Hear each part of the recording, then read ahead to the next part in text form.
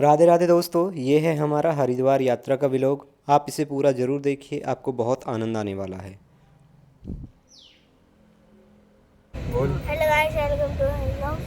आज हम जा रहे हैं हरिद्वार। ये घर से 3 किलोमीटर आगे चिरोड़ी वाली मंडी पड़ती है। यहाँ पर थोड़ा सा रोड पर जाम होता है। आप कभी भी आएंगे, रात को तो नहीं मिलता, परंतु दिन में कभी भी आएंगे तो यहाँ पर थोड़ा जाम ज़रूर मिलता है, क्योंकि हम रटोल ढिक्योली होकर के तब मेरठ से हाईवे पर चढ़ के तब हरिद्वार गए थे।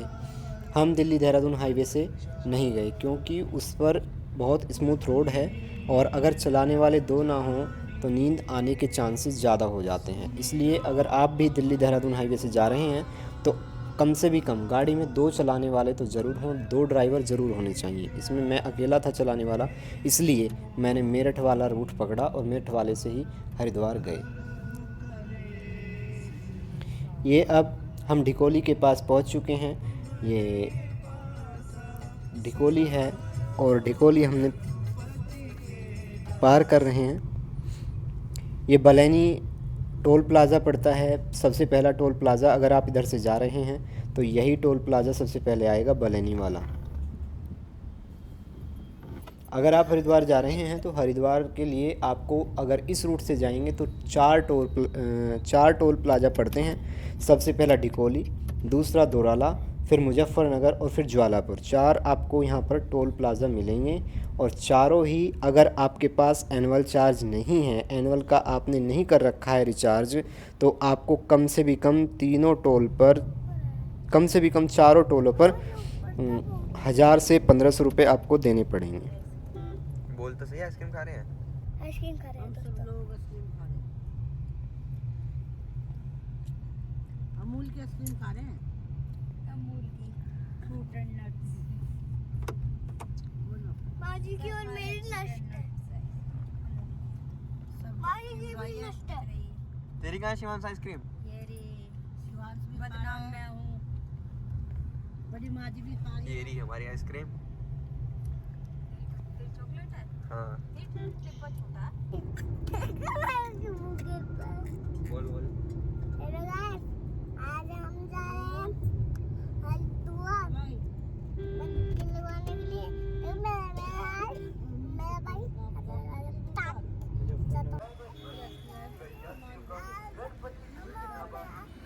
कहाँ पे हैं? कहाँ पे हम क्या खाएगा? शिवांश क्या खाएगा? चाउमीन। और हम कहाँ रहे हैं? नहीं, वैसे कहाँ जा रहे हैं हम गाड़ी में? हरिद्वार जा रहे हैं। क्या करेगा हरिद्वार जाके? किसको लगवाएंगे डुबकी?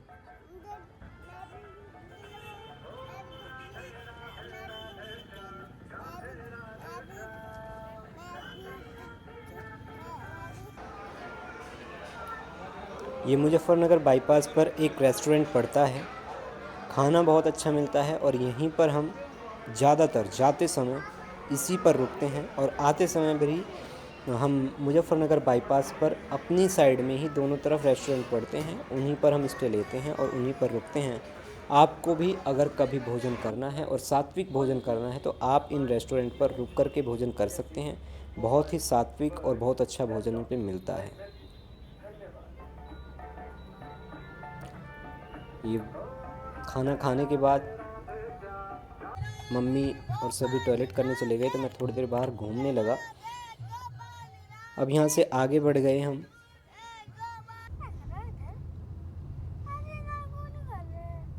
अभी हम पुरका जी के आसपास पहुँच चुके हैं और थोड़ी देर में हरिद्वार में ही पहुँच जाएंगे, क्योंकि हम 7 बजे के करीब घर से निकले थे और हमें पहुँचने में रात के 12:30 के आसपास बज चुके थे जब हम हरिद्वार में पहुँचे और जा कर के एक होटल में रूम लिया। फिर हम जा कर के वहाँ पर लेट गए, क्योंकि 3-4 घंटे आराम करना ज़रूरी था।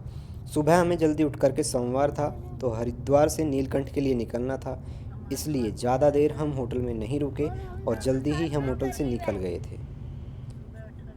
अब हम हरिद्वार पहुँचने ही वाले हैं। ये ज्वालापुर वाला पुल है जो ज्वालापुर में पुल पड़ता है, वही यह पुल है। इसे पार करते के साथ आप हरिद्वार पहुंच जाते हैं। ये चंडी घाट वाला है, जो चंडी देवी के लिए चौराहा जाता है, वहीं से हम क्रॉस कर रहे हैं। आगे ये ओम वाला जो पुल है वो आ जाता है, जो ओम घाट जिसको बोला जाता है। और यहाँ पर वीआईपी स्नान होते हैं और बहुत आप भी जा कर के यहाँ पर स्नान कर सकते हैं। उठ चुके हैं और निकल चुके हैं गंगा स्नान करने के लिए। सुबह सुबह की वीडियो गंगा स्नान करते हुए हमारी नहीं बन पाई क्योंकि टाइम कम था और जल्दी में थे। जल्दी जल्दी स्नान करके हम नीलकंठ के लिए निकल चुके थे क्योंकि भीड़ बहुत ज़्यादा हो जाती है फिर नीलकंठ में।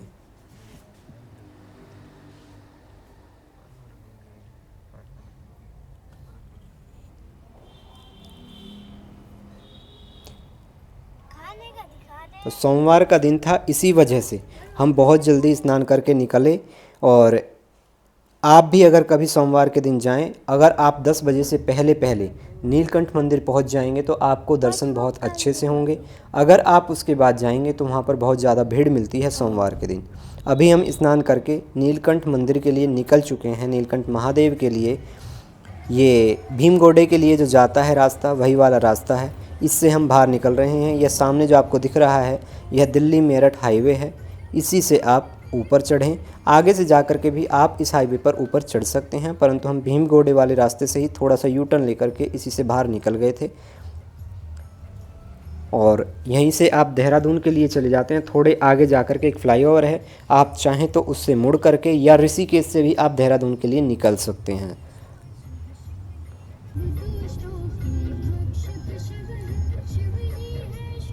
ये सारे हरिद्वार के पहाड़ आपको दिखाई दे रहे हैं। जो चंडी देवी और मनसा देवी वाले पहाड़ हैं, वही ये सारे पहाड़ हैं। अभी हम यहाँ से हरिद्वार से निकल रहे हैं। गायत्री भवन वाला यानी शांति कुंज वाला ये फ्लाईओवर है जिस पर हम चल रहे हैं। अगर आपको शांति कुंज जाना है तो आपको इस फ्लाईओवर के नीचे से जाना होगा, इस फ्लाईओवर के ऊपर नहीं आना है आपको, अगर आपको गायत्री भवन शांति कुंज जाना है। शांति कुंज एक ऐसा स्थान है जहाँ पर आप जा कर के अपने आप को बहुत शांति में महसूस करेंगे। बहुत ही शांत वातावरण है और इतना अनुकूल वातावरण उसके अंदर रहता है क्योंकि सभी ब्राह्मण हमेशा सुबह शाम संध्या वंदन वहाँ पर करते रहते हैं और शांति का पाठ हमेशा चलता रहता है।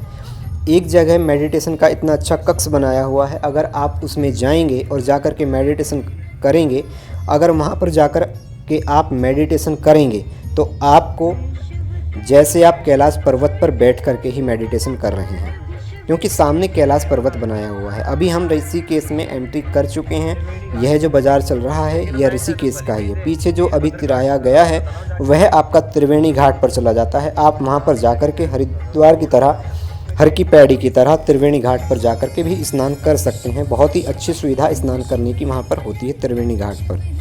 परंतु कभी कभी अगर कोई मेला चल रहा हो या कोई ऐसा त्यौहार हो तो उस पर भीड़ ज़्यादा हो जाती है, तो आप अलग भी राम झूला, लक्ष्मण झूला, जानकी झूला के आसपास भी स्नान कर सकते हैं। वहाँ पर भी अच्छे अच्छे घाट बने हुए हैं ऋषिकेश में भी। ये अब हम ऋषिकेश से बाहर निकल रहे हैं क्योंकि नीलकंठ जाने के लिए आप या तो बैराज से होकर के आएंगे। अगली वीडियो में हम आपको दिखाएंगे बैराज वाला रास्ता कौन सा है, क्योंकि ये ऋषिकेश के अंदर से जाता है रास्ता, वह है। हरिद्वार की तरह ही जब ऋषिकेश क्रॉस करते हैं तो हरिद्वार में भी एक सूखी नदी पड़ती है और ऋषिकेश में भी जब हम ऋषिकेश को पार कर रहे होते हैं, बाहर निकल रहे होते हैं, तब यह सूखी नदी यहाँ पर भी आती है। दोनों जगह आपको सूखी नदी दिखाई देगी। कभी कभी जब बहुत ज़्यादा फ्लूड आ जाता है या बहुत ज़्यादा पानी आ जाता है तब इन नदियों में पानी छोड़ दिया जाता है। इसलिए अगर आप कभी भी हरिद्वार ऋषिकेश जा रहे हैं तो इन नदियों के रास्ते में कभी भी अपनी गाड़ी को पार्क नहीं करना चाहिए, क्योंकि पता नहीं कब इन नदियों में पानी छोड़ दिया जाए। और दोष हम होटल वालों को देने लगते हैं, गलती हमारी होती है। इसलिए कभी भी इनमें अपनी गाड़ियों को पार्क नहीं करना चाहिए। आप अपनी सुविधा के लिए हमेशा इन नदियों से बाहर ही अपनी गाड़ियों को पार्क करें। ये यहीं से हम ऋषिकेश बाहर निकल जाते हैं। हल्का सा यहाँ पर जाम लगा हुआ था और यहाँ से अभी हम बाहर निकल रहे हैं। यही रास्ता सीधा आपका केदारनाथ, बद्रीनाथ भी चला जाता है और यहीं से होकर के आप बद्रीनाथ, केदारनाथ जा सकते हैं। यहाँ से बाहर निकल कर के सीधा ये आपका बद्रीनाथ केदारनाथ चला जाता है। और थोड़ा सा आगे जा कर के यहाँ जहाँ मैं बताऊँगा आपको, जहाँ से हमें यू टर्न लेकर के नीलकंठ के लिए पुल पार करके जाना होता है। दुगड्डा वाला पुल वहाँ पर लगा हुआ है।